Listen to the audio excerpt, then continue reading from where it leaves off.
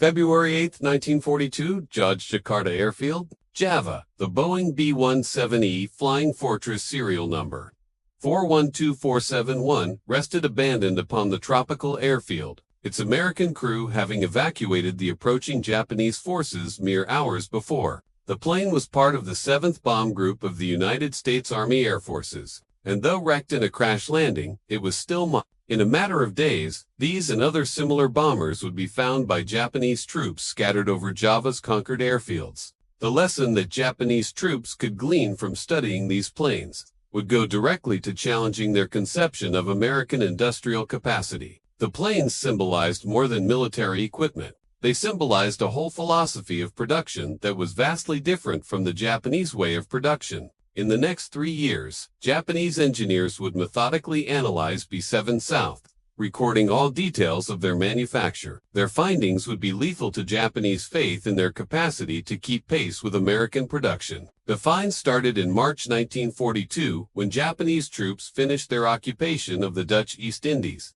In my own field, in Java, engineers discovered B-17E, serial number 412471. In excellent shape in spite of bung without nose section and engines. At neighboring airfields, other B-7s awaited in stages of damage. Toro Saito, a flying editor of Asahi Press who made the round of Java's occupied bases shortly after Japanese invasion, recorded the discovery. He enumerated 4 B-17E being prepared for testing, 1 at Malang, 1 at Cirebon, and 2 at Bandung. The B-7 maintenance facilities in Java were superb for the time and available conditions. Saito wrote later, it seemed that Bandung Field was the principal American maintenance base, and it was here that Japanese Giken technicians conducted their first assessment. The Giken, more formally named Kokujutsuki, or Air Technical Research Institute, was the peak of Japanese aeronautical engineering.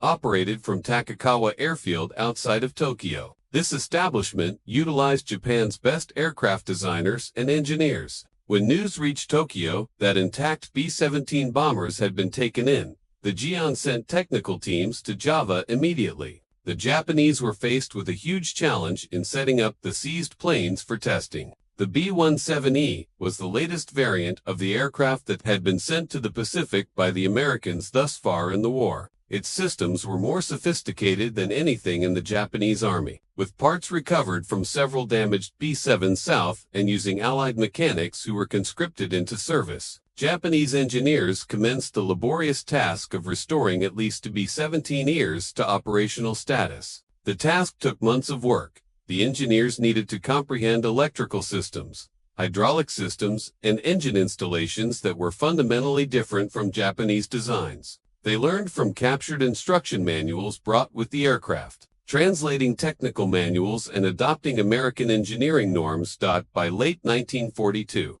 two B-17Es were successfully restored to airworthy condition by Japanese engineers. A third, a B-7D, seized at Clark Field, Philippines, had already been flown to Japan during the earlier part of the year. The two restored Java B-17Es were then decided to be flown to Japan for detailed analysis. The flight was a complicated affair. The bombers would be flown from Singapore north to Japan, a distance of thousands of miles across newly won Japanese territory. Careful flight plans were made to ensure that Japanese air defense units wouldn't shoot down their own captured planes. Fighter escorts were scheduled and a Nakajima L-2D transport, the license-built equivalent of the Douglas DC-3, would be used as a mother ship. All air defense units along the route were given advance warning. In May or June 1943, the two B-17E successfully landed at Tatsuyawa Airfield outside of Tokyo. They were joined by the B-17D that had previously arrived from the Philippines.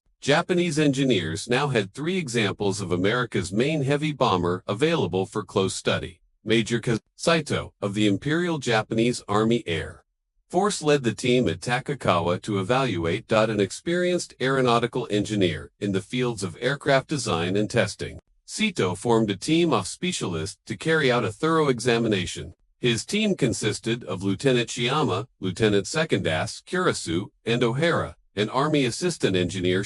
Test pilots were Major Uno and Captain Yagi, while Army engineer Kaneo made detailed examinations of the engines and propulsion systems. The mission of the team was specific: record every detail of the B-7's design, construction, and capabilities. As the Japanese had also taken complete instructional manuals for a craft, nothing would be omitted. All systems would be tested, all components inspected, all production methods studied. The inspection started with the airframe structure. Engineers meticulously recorded construction methods, recording rivet spacing, panel thickness, and structural member dimensions. What they found at once contradicted assumptions about American manufacturing. The uniformity of construction on all three captured aircraft was remarkable. Rivet holes lined up perfectly between disparate aircraft. Structural parts looked interchangeable.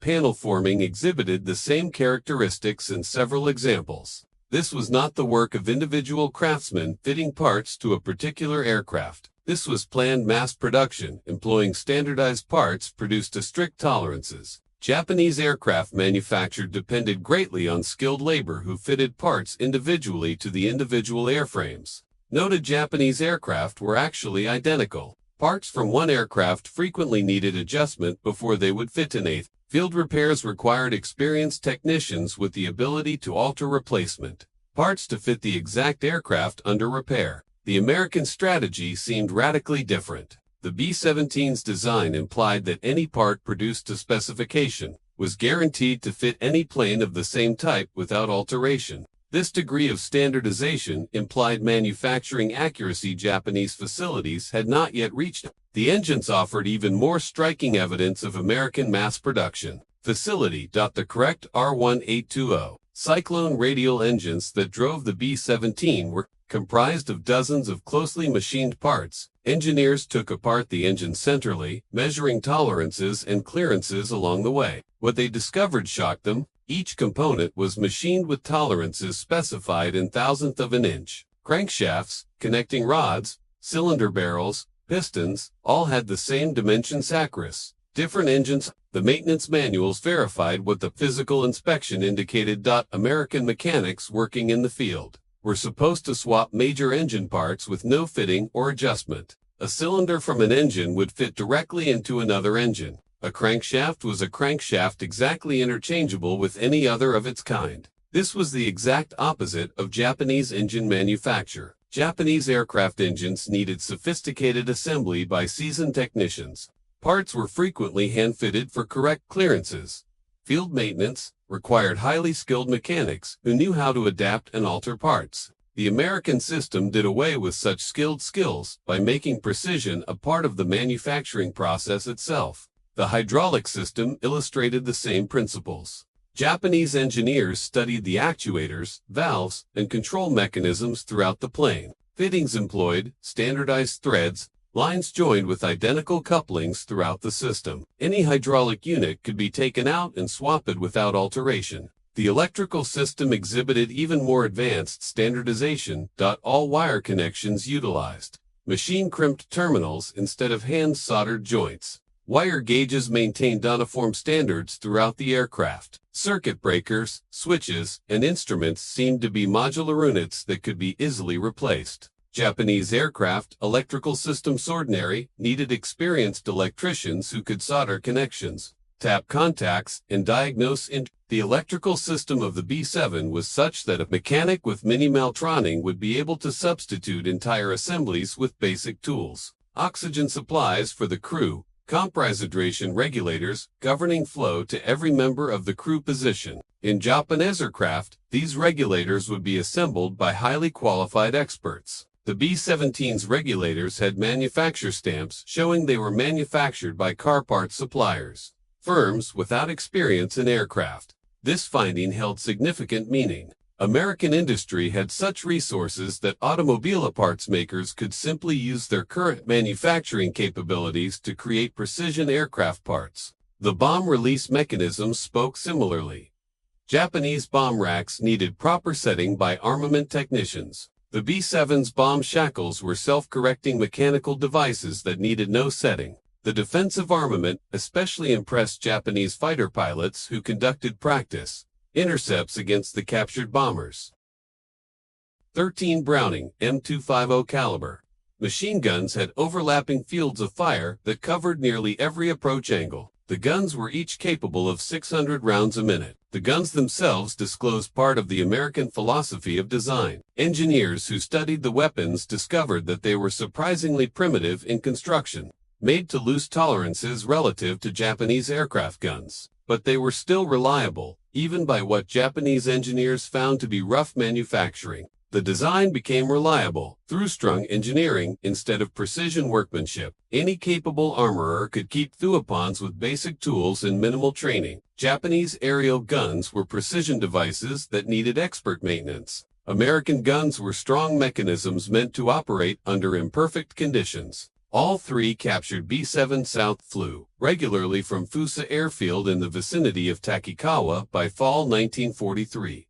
Japanese pilots accumulated first-hand experience flying the heavy bombers. Test flights recorded performance characteristics, handling qualities, and operational procedures. The aircraft featured in Japanese military training films illustrating combat maneuvers for intercepting American heavy bombers. Ki-43 and Ki-44 fighters were shown in films practicing attack runs on the seized B-17s. The films occasionally had the B-17D repainted with American markings, sometimes with a captured Curtiss P-40 fighter escort for added realism. The films were screened in Japanese public cinemas as propaganda, depicting Japanese fighters successfully attacking American bombers. What the propaganda things film did not reveal was the grim realization Japanese fighter pilots came to after much practicing. Even if the Japanese fighters managed to attack the bomber, the defensive firepower and capacity of the B-17 made it a tough opponent. More disconcerting was the fact that for each B-7 lost, American factories would turn them out faster than Japanese industry could turn out replacements. In February 1943, Asahi Press printed a detailed book entitled Anatomy of the Enemy's Aircraft. The book included detailed examination of captured Allied planes, with the B-7 receiving particular attention. Photographs included all significant parts, technical diagrams, detailed vital systems. Publication specifications occupied page after page. The book became mandatory reading for Japanese aircraft engineers. Mitsubishi engineer Hisanojo Ozawa, creator of the K-21 and K-67 twin-engine bombers, wrote an article on the B-17 4th May 1942 edition of Koku Asahi, Asahi's aviation newspaper. Ozawa's analysis was enlightening in what it did say, and what it tactfully refrained from saying outright. He pointed out that the B-17E was changes to a design that took to the air for the first time in 1935, hinting the airplane was built on outmoded designs. Martin B-10s and Hanley Page Hayfords of the same era had already been retired from service. Ozawa saw, but he considered, developments had turned the B-7 into a first-line fighter aircraft, and that the original design had been very good. Another Japanese aviation specialist, Shizuki Kohara, designer of the four-engine Kawanishi H-8K flying boat, studied the captured B-17s and made comments on what impressed him most. The American engineers have refined the subsystems of this bomber to such a level that at least controls are necessary within the cockpit. He stated, the minimalistic cockpit layout, in light of the size of the plane, showed advanced systems integration. What these published analysts carefully refrained from saying outright was the most chilling conclusion.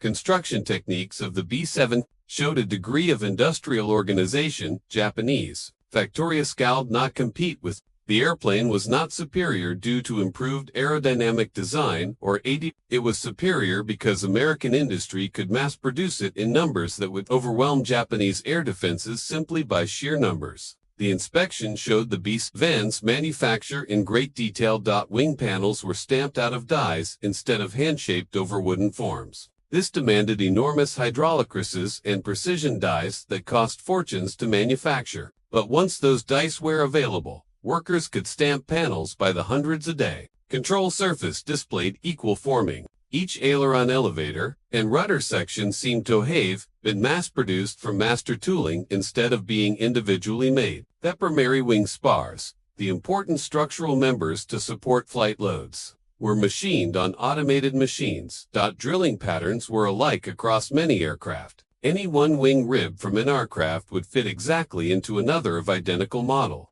The landing gear exhibited automated precision. Main struts were forged pieces, heat-treated and machined on automatic lathes. Mechanisms of actuation were made up of hardened parts, machined to the same specifications. One of the C's B-17EZ was destroyed in a ground accident beyond repair. During early 1944, it was caught in an unexpected crosswind while taking off from Fauchia Airfield. Its right wing crashed into a parked Ki-49 bomber. Both planes were wrecked. The incident offered a chance for destructive inspection. The engineers were able to cut into the compromised wing structure to inspect construction details unseen and undamaged. Aircraft cutting through the wing structure and skin, engineers were able to measure rivet installation precisely. Dozens of rivets were measured. Diameter variation was found to be minimal, fewer than 20,000 of an inch. Installation depth varied by less than 1/10,000th of an inch. Such consistency in thousands of rivets was not possible through hand riveting. The plane had evidently been assembled with automated or semi-automated riveting machines. The significance went further than the immediate issue of how any one plane had been made. If American factories could make B-7 with this amount of consistency, they could make them quickly. If parts were real interchangeable, field maintenance became enormously easier. If employees required less skill since accuracy was incorporated into the tooling and not in the craftsman, production could be ramped up rapidly by hiring new workers. Japanese aircraft manufacture encountered just the opposite. Experienced craftsmen continued to be scarce. It took years to train new workers to necessary skill levels.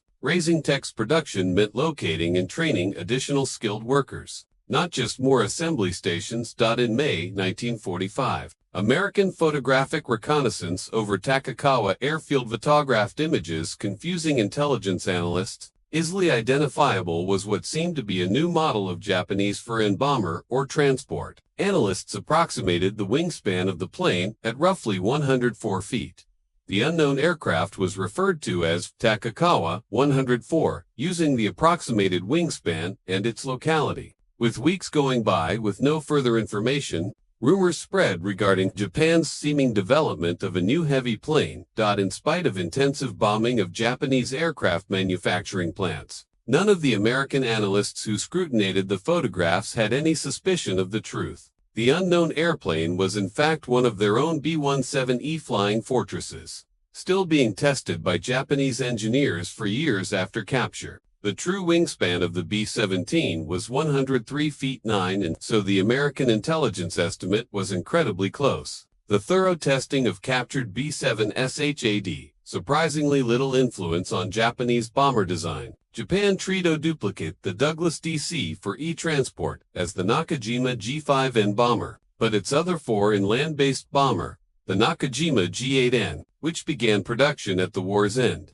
employed more sophisticated structural designs that profited nothing from the B-7's airframe engineering. There is some evidence, however, that systems and components of the B-17 had an impact on later Japanese aircraft. Most significant were experiments with turbo superchargers for high-altitude capability. Various sophisticated Japanese designs, such as Thermes, Takakawa K-74, Mitsubishi Ki-83, and Nakajima K-87, and the Navy's G8N and Mitsubishi J2M did not make their full potential BKs. Japan was unable to successfully adopt turbo supercharger technology. The issue wasn't comprehension of the technology. Japanese engineers who inspected the B-17 comprehended how the turbo superchargers operated. The issue was production. Turbo superchargers demanded high-temperature alloys and precise manufacturing that Japanese industry was not always able to provide. Even when prototype units were produced, they were unreliable. The same manufacturing constraints that hindered mass production of standardized B-17 parts prevented the development of sophisticated engine technologies. By 1944, cumulative evidence from the inspection of captured American aircraft had resulted in reasoned Japanese engineers drawing disheartening conclusions about comparative industrial capabilities. American aircraft production had 96,000 planes in 1944. Japan could barely produce 28,000. But imbalance in numbers underestimated the actual gap. American planes were made of thousands of meticulously produced interchangeable components. They could be repaired by mechanics with minimal training using standardized replacement parts. They could be fixed in the field rapidly and put back into. Japanese planes were craftsman-made aircraft, needing skilled professionals for servicing, specialized spares for repair, and continual adjustment to every American plane reflected more real combat potential because ZIT could be maintained, flying with less labor and fewer specialized facilities. The production regime that made this output possible was evident in the construction of the B-17 plant in Seattle had manufactured 6,981 B-17. As of the time production ceased, in April 1945. During peak production, 16 complete B-17 were coming off the assembly line each day. Douglas Aircraft in Long Beach produced 3,000 B-17s. Between July 1942 and July 1945, Loewe Vega in Burbank produced 2,750 B-7s. Between August 1942 and August 19,451,945.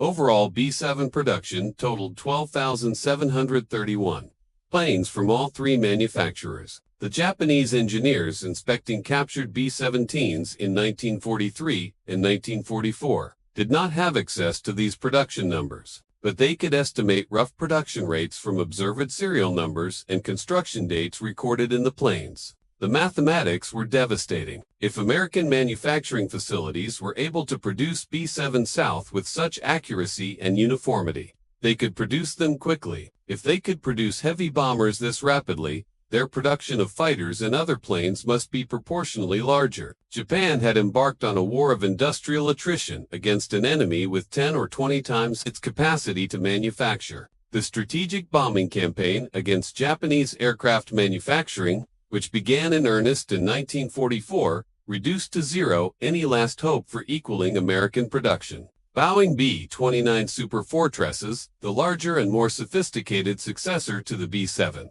entered the skies over Japan in formations that could not be halted by Japanese defenses. Every raid obliterated capacity for production that could not be duplicated. The Nakajima plant at Musashino, the Mitsubishi factories at Nagoya, the Kawasaki plants, all took terrible damage from precision bombing. An earthquake in January 1945 added destruction to Mitsubishi's network of suppliers. The earthquake and bombing combined to destroy Japanese aircraft production. In early 1945, the monthly production had dropped from a May 1944 high of more than 2,500 airframes to only 1,500.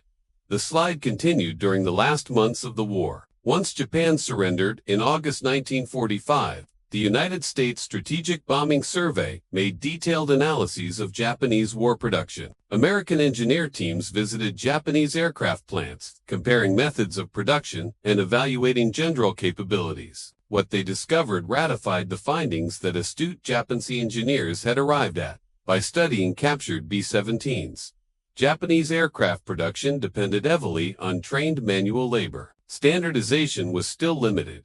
Interchangeable parts were more dream than fact in much of the industry. Subcontracting networks supplied parts, but quality control and dimensional uniformity were issues. American engineers visiting Mitsubishi shops at Nagoya saw skilled craftsmen hand-shaping aluminum panels that would have been de-stamped in American factories. Hand riveting was the rule where American factories employed automatic riveter. Individual fitting and adjustment were standard where American factories employed precision manufactured, interchangeable parts. The survey found that Japanese aircraft factories had been properly organized for the manufacture of hundreds of aircraft. American factories had been geared for the manufacture of hundreds of thousands. Nothing could overcome that basic difference in industrial organization, no matter the determination or skill. The captured B-17s, which were inspected at Tachioa between 1943 and 1945, were lost in the last months of the war, either to American bombing or to Japanese governments, destroying records. But what the planes taught remained in the heads of the engineers who had worked so carefully on them. In the post-war decades, Japanese industry went through a change more deep than anything achieved in wartime. Engineers, who had worked on American planes and observed American methods of production, imported those lessons. Japan's post-war reconstruction. They understood that matching American industrial capability required not just copying American products, but implementing American production systems. The transformation required 20 years. Japanese factories that had unskilled craftsmen reorganized around precision, machinery, and automated processes. Industries that had valued individual craftsmanship learned to value systematic efficiency. Manufacturing that had been organized as collections of skilled workers evolved into integrated production systems. By the mid-1960s, Japanese factories were making automobiles and electronic through automated production techniques similar to American factories. By the 1970s, Japanese producers had improved upon those techniques, creating production systems such as Toyota's just-in-time manufacturing that enhanced American mass production methodologies. The skilled craftsmen were still appreciated in Japanese industry, but their role was different. Rather than crafting products individually, they designed production systems and tooling that made it possible for less skilled workers to create accurately made products in large quantities. The accuracy that previously was a result of the craftsman's skill now was a result of the accuracy of the tooling and equipment. Such firms as Toyota, Sony, and Honda achieved world leadership by merging Japanese attention to detail with American systematic production techniques. The quality Japanese products then became synonymous with was the result of production systems conceived to incorporate quality into the process instead of depending on trained workers to create quality products one at a time. In the 1980s, when American producers were under fierce competition from Japanese imports, American engineers visited Japanese factories to study efficiency methods. The irony was not lost on those who recalled the wartime analysis of captured American planes. The tale of Japanese engineers studying captured B-7 bombers was a case study in Japanese engineering schools. It showed that studying the products of an adversary would uncover basic principles of industrial organization. It showed that victory was not a matter of understanding what competitors made, but they made it. The captured B-17s had shown Japanese engineers that modern industrial warfare was not decided by superior craftsmanship, but by superior production systems. Not by making better individual planes, but by producing sufficient planes in overwhelming numbers, not by talented workers, but by systematic processes that allowed less talented workers to make precisely manufactured goods quickly. Those lessons gained by meticulous study of enemy equipment in wartime were the cornerstone of Japan's path for industrial prosperity. The development of Japanese manufacturing from craftsman-scale production to systematic mass production, waste ultimate. Triumph of the principles inherent in those captured B-7 South scrutinized at Takakawa, the engineers who had taken readings of rivets and recorded manufacturing techniques in 1943 and 1944 became the design architects of Japan's industrial renaissance. They had discovered through a study of aluminum and machinery that the modern industry did not belong to the most highly skilled workers but to those possessing the most successful production systems. In today's manufacturing engineering classes, the tale is used as a case study of how studying competitors' products can expose invisible systems and methodologies. It illustrates that knowing an adversary's approaches is more significant than emulating their designs. Illustrates that the principles of manufacturing ultimately dictate the results of industrial contests. The Boeing B-17 Flying Fortress released 640,000 tons of bombs during World War II. It acquired its status as one of history's finest heavy bombers through warfare operations in all, but its greatest historical contribution was not the missions it flew, but the lessons I taught when Japanese engineers studied captured specimens. Those engineers discovered that American industrial might did not result from the better materials or more effective designs, but from better organization of the manufacturing process. They were taught that standardization, precision tooling, interchangeable parts, and systematic production techniques could accomplish what quality craftsmanship alone could not. The capacity to manufacture sophisticated machines quickly and in quantities constrained solely by access to resources. The captured B-7 South analyzed at Takakawa are lost, destroyed over 70 years ago. But lessons they imparted revolutionized Japanese industry and impacted manufacturing globally. Engineers and manufacturers everywhere discovered that mass production and quality were not mutually exclusive but complementary of appropriately structured industrial systems. The tale that started in February 1942, Onosagi Java Airfield, with a down-bowing B-17E, lying in wait for capture by advancing Japanese troops concluded decades later, with Japan and America united as partners in developing manufacturing technology. Study of those captured bombers had shown Japanese engineers their defeat was unavoidable. More significantly, it showed them why, and in knowing why, they learned how to make sure that industrial insufficiency would never be a constraint on the capability of Japan again. The Boeing B-17 Flying Fortress was the teacher of its adversaries, and they had learned the lesson well.